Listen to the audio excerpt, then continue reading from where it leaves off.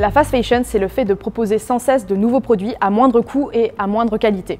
Donc en fait, le but, c'est de proposer régulièrement de nouveaux produits afin que les acheteurs qui veulent rester à la pointe de la mode renouvellent leur garde-robe le plus souvent possible en fait. Et pour qu'il y ait de nouveaux produits, il faut aussi que la création soit rapide. Ainsi, de la création du vêtement, c'est-à-dire en dessin, à la fabrication, des fois il y a moins d'1 mois et c'est très court. Et les enseignes de la fast fashion sont en plein essor.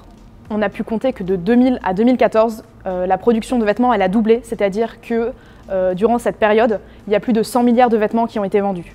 Du coup, il y a plusieurs solutions pour éviter de tomber dans cette fast fashion. Tout simplement, on peut racheter des vêtements qui ont déjà été utilisés dans des friperies, ou alors on peut très bien acheter des vêtements sur des sites et des plateformes en ligne qui permettent la revente et la vente de vêtements déjà utilisés.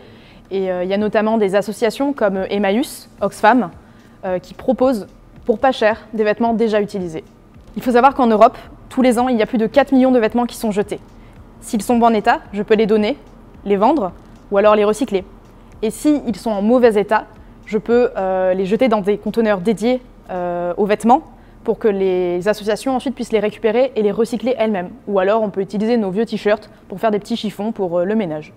Et en parlant de recyclage, mon père m'a donné un vieux jean et je ne sais pas du tout quoi en faire. Donc je vous propose d'aller voir Camille, elle va nous montrer quoi faire pour recycler ses vêtements.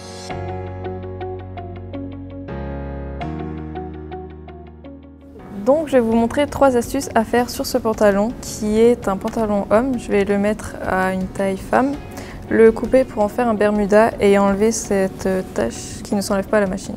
Il faudra juste un bouton de jean qu'on peut acheter dans toutes les grandes surfaces. Et il suffit juste de le piquer. On essaie de le piquer au milieu.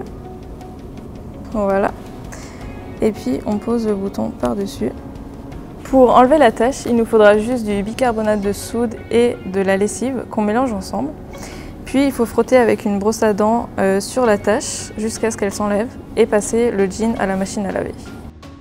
Moi j'ai décidé de faire la coupure ici où il y a déjà le trou. On va prendre une règle et tracer un trait le long. On va couper le jean, bien sur la marque qu'on a fait.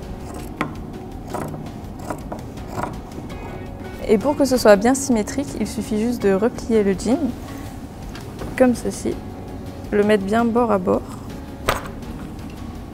Et on peut faire une petite marque à nouveau ici et retracer son trait en suivant la ligne de l'autre. Et on découpe.